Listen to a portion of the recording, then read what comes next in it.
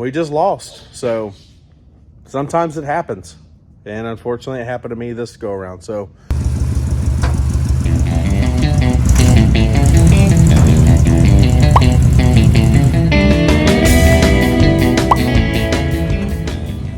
all right, so I took the cross member to work. If you can see, I wallered some of these holes out, and I oblonged the rest of the holes and made everything fully adjustable in here, so everything can be completely swiveled and put around wherever it needs to go, because it almost lands right in, but everything was just a hair off. So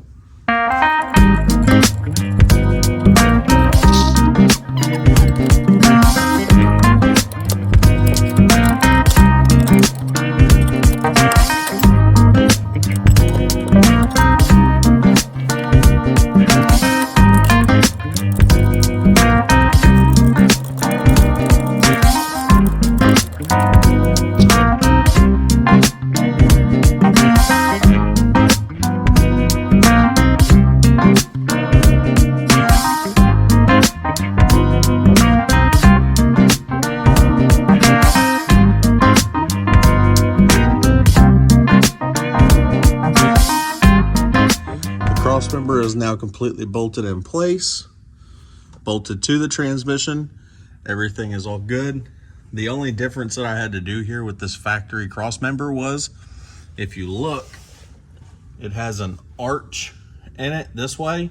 The original, it's flipped backwards now. It originally used to arch from forward back to the mounts up here, but I have it reversed 180 degrees, making this arch further backwards. I have a new gasket on its way for this tail shaft, and I need to find a bolt to go in right here, holding the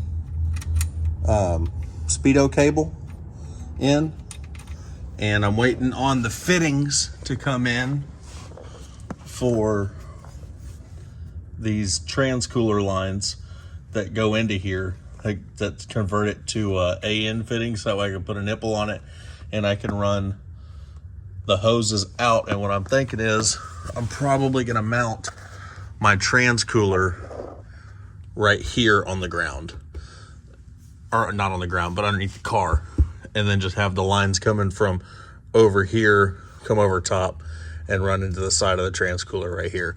I've mounted my other ones underneath the car. They do great, but that's the only spot that I'm seeing that I'm gonna be able to mount a transcooler.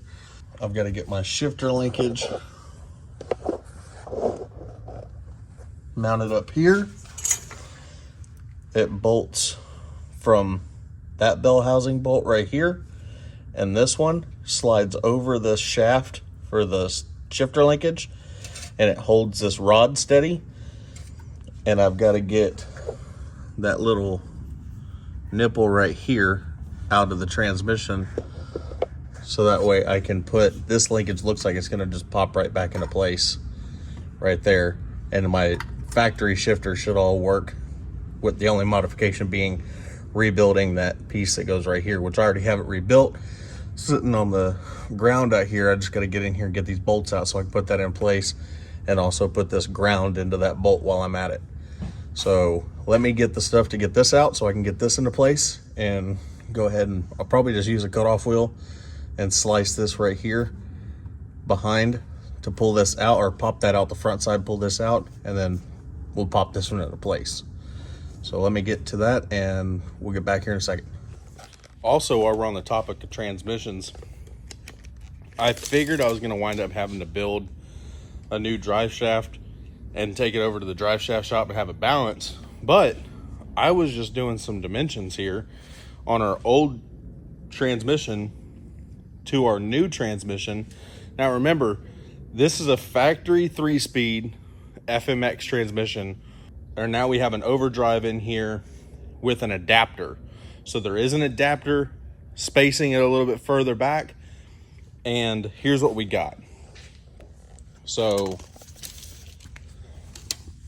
obviously they're not perfect dimensions, I'm ballparking around 34.5 inches. Now it looks a little distorted on the camera, but 34.5 inches there.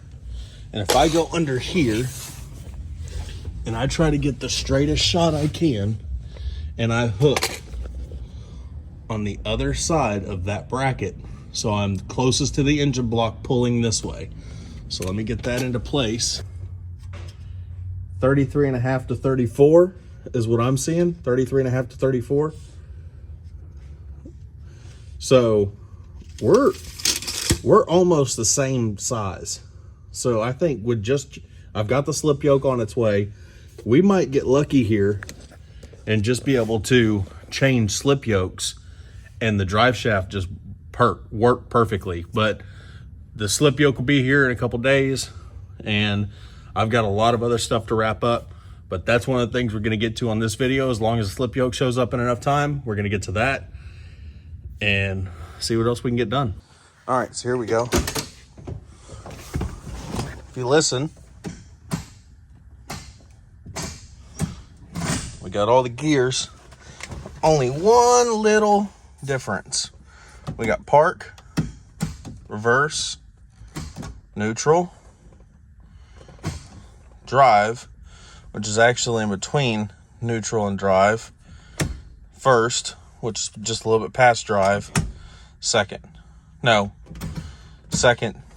first. So it doesn't go as far, but goes into park, goes into reverse, goes into neutral, goes into drive, goes into second, goes into first. So we have the full cycle and everything works. It's just a little bit out of order up here, but we're dealing with a 1967 setup that literally took this much modification and bolted right in. We still have all of the factory linkage, just with minor modifications.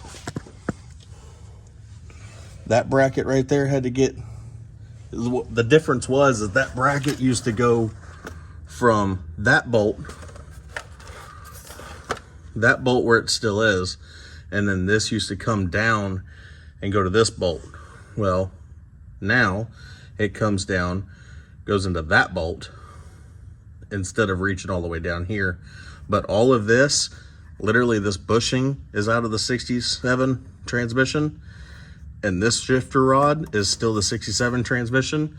Now, probably tomorrow, I'll take this TV lever off and bolt on my new TV lever and then run all that up to the carburetor. Got my new slip yoke in. They look drastically different, but the real main difference is the size of this and your splines, obviously. But this doesn't have threading all the way up to about here. So really, if you look at the engagement, this one actually has more threads than this one. But we're gonna get this popped off here, get the new one on, and then we'll get it tested in the car, which I think we're gonna wind up being right at the right size. But time will tell. Let's just get this changed out and throw this drive shaft in there and test it out.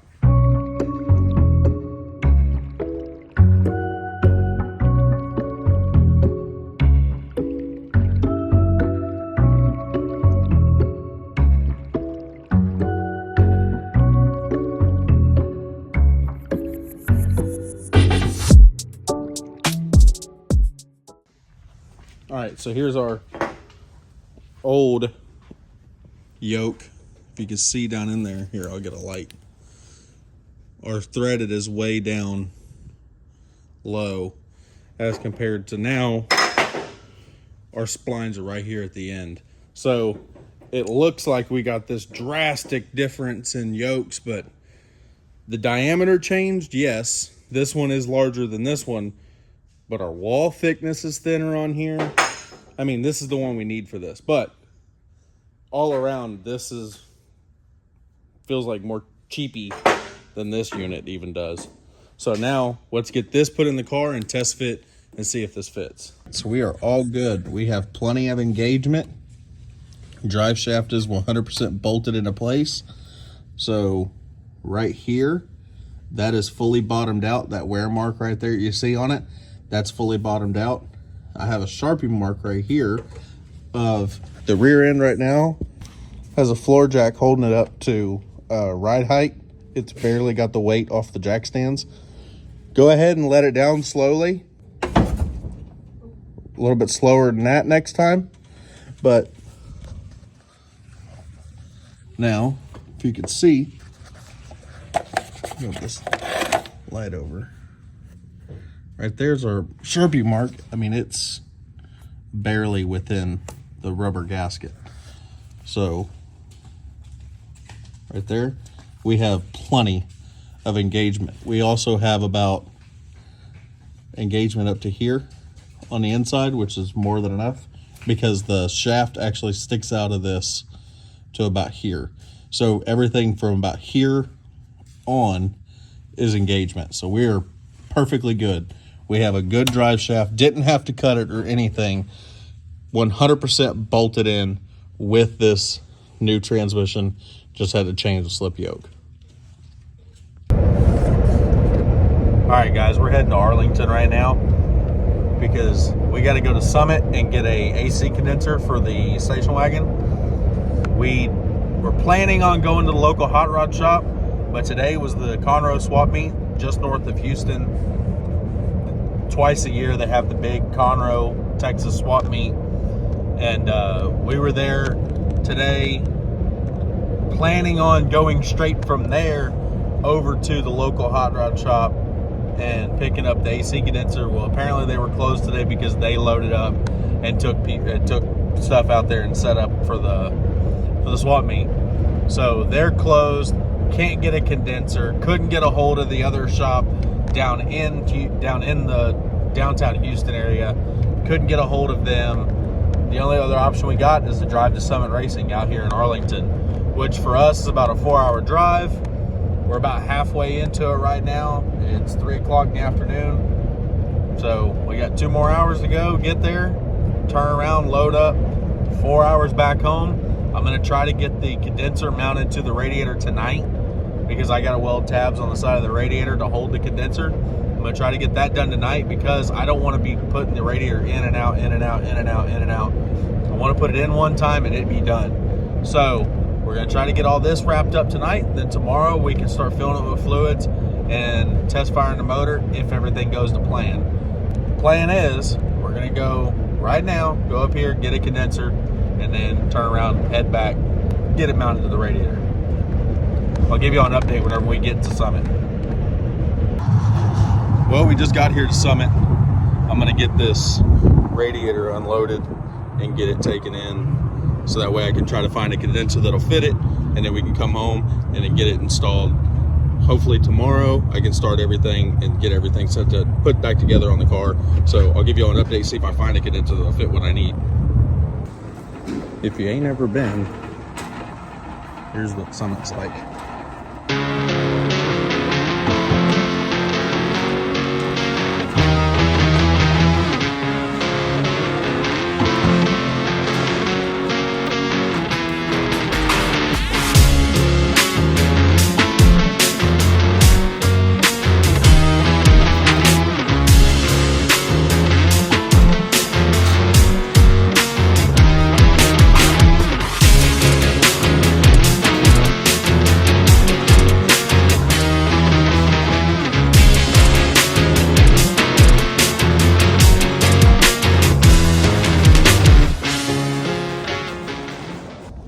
So we ended up getting a condenser in there, and if you're ever at Summit and you get here before they close, you want to make sure you stop by the outlet center because you never know what you'll find in here.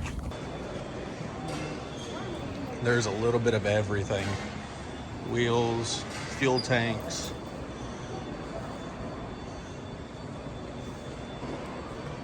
brakes, you got Willwood, you got all different kinds of brands, exhaust, headers, all your different kinds of wheels, radiators.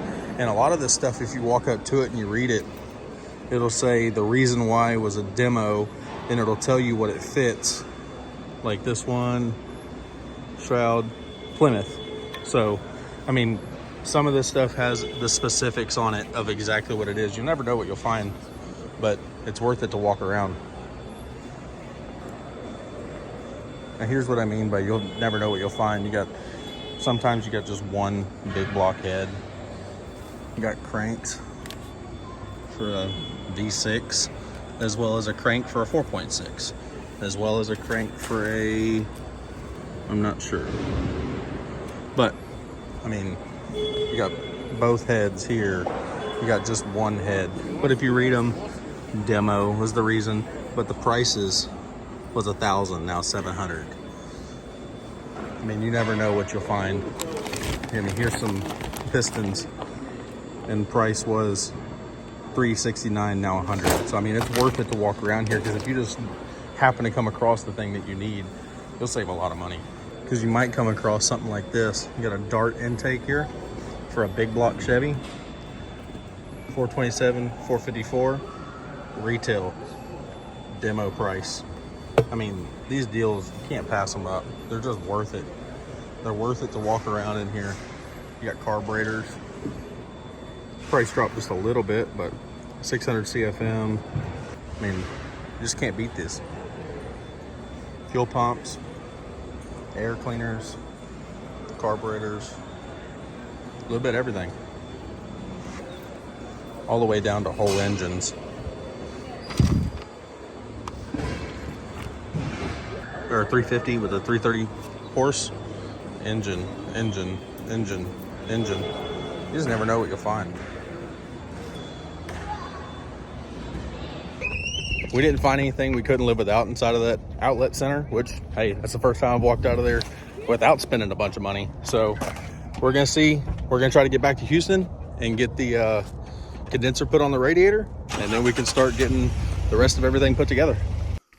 We've got the radiator in the car, not mounted, it's just sitting in the car, but we got the condenser mounted to the front of the radiator. I welded some little tabs off the side that the condenser bolts to, so that's set in there. Now I just got to get this fastened into place and then put the Delta fan on. Now, the reason why I haven't gone any further on that yet is because, remember, we had a talk about putting the Holley fuel system on the car. The thing is, this pump is supposed to be mounted upright. Well, there's nowhere underneath this car that has room for this pump this size. If it would have been a sedan or a four-door, something that the fuel tank wasn't shoved up in the location where it's at on a station wagon specifically, then I would have room for the fuel system. But I don't have room for this fuel system with the pump being this big. So what's that mean? That means that we're having to go back to a mechanical style. But this is the one that I've returned. Thank God they have lifetime warranty on these, because I've gone through 5, and I have one in the back of the car right now sitting there waiting for whenever this one fails. I decided, instead of me putting this one back on and fighting it again, I've got a Carter unit here that I picked up from Summit as well. I had this one shipped in. I didn't think that I was going to have to be doing a run yesterday to go get that. Now I've got this unit. Hopefully this will do better. It's quite a bit more money compared to the one you just pick up at the auto parts store. So I'm going to give it a shot. I think this one was like $100, a little over $100 for this one. But the same exact part that also said Holley or Edelbrock or whatever on it, those were like almost $200. And the reviews were better on this one, the Carter, than it was on the Holley or the Edelbrock. So we went ahead and went with this one. We're going to get it mounted into the car. I got to pull the power steering pump back off so I can get in there and pull I have a blocker plate on there right now. So I'm going to have to pull the blocker plate off, put the mechanical fuel pump in there. I got to run the fuel lines over to that, bolt the radiator in, bolt the fan on. And now that brings us to our second problem. I also purchased a transmission cooler with a fan. my plan was to mount this underneath the floor, underneath the driver's seat, because that's where you have the most amount of room underneath the car.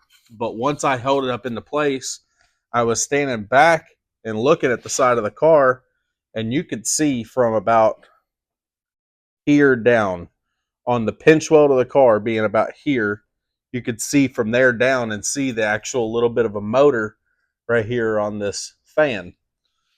So I didn't like that. I didn't like that as an idea or anything like that, because what if the car is lowered? So if I go over a speed bump or anything like that, because I know over here at our grocery store, they have some big speed bumps that you will rub bottom on if your car is lowered. And I don't want to break the electric fan and then mess all that stuff up. We're just going to shelf this for another project. It's not, I didn't have to have it. I just wanted it. I'm going to go ahead and shelf that for another project as well. I'll run the cooler lines from the transmission, come up here and go into the bottom of the radiator where the other transmission was run before. I got to get those lines done, get the fuel line in, or fuel pump in, fuel line in, get this mounted. You can see here we did mount our AC compressor, but we needed to do it just to test fit it and make sure it was going to work. We're not there yet. We're not worried about AC. The only reason why I've even talked about AC a little bit in this video is because I needed to make sure this compressor bracket was going to fit before I did anything else. I need to make sure I got the condenser in before I did anything else. Just that way I'm not having to backtrack and redo everything 100 times. Let's go ahead and get it done now. Let's get it out of the way so that way whenever we do get to that point, we're ready. That'll be a future video, but right now we're worried about just getting the car running. Let me get to this and then I'll get back with y'all. All right, so we got everything buttoned up down below. Got the lower radiator hose on. Got the electric fan on, upper on. Everything's bolted down. Fuel pump is in. I'll double check, triple check, make sure all the electrical is all connected. Now I need to start filling everything up with fluids and just make sure it zinc additive for the flat tappet cam. A little bit of water wetter to go in the radiator. Trans fluid and fill the oil up. Already got the oil filter on, so now we'll just go ahead and start getting it filled up with fluid so that way we can fire it up and do this break-in.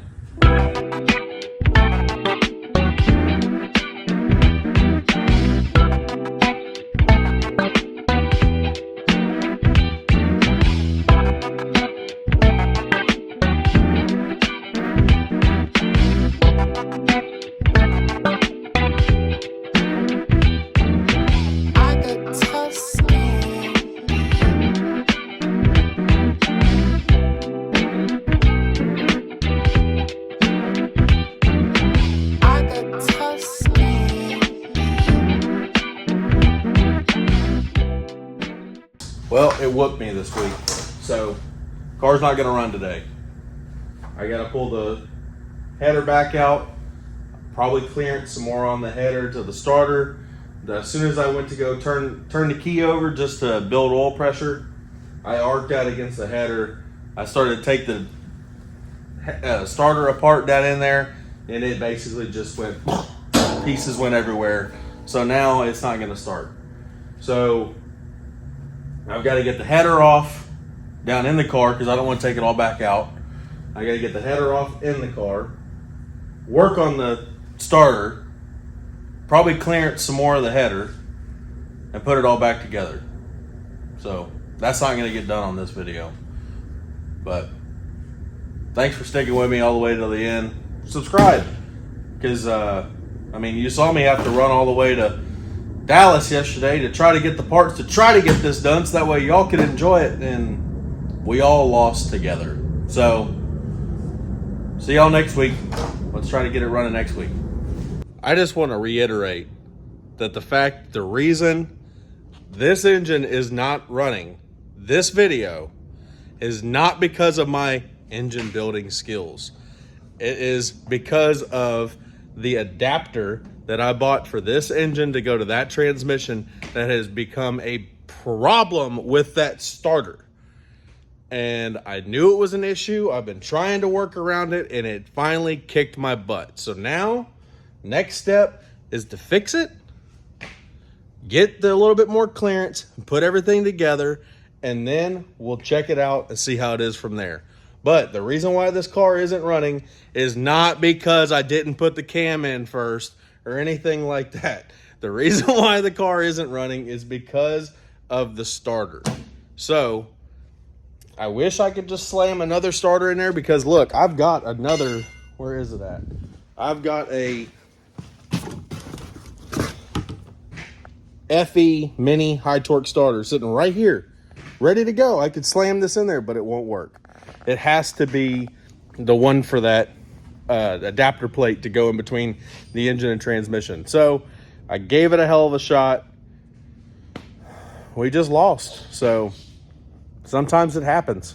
And unfortunately, it happened to me this go around. So we're going to try it again. And next week, the goal is AC, exhaust, running, all that stuff. So you are going to get, I'm giving you a little bit of a hint for next week to hopefully you at least want to come back again. I mean, I'll give you a teaser. What about this? This is a teaser.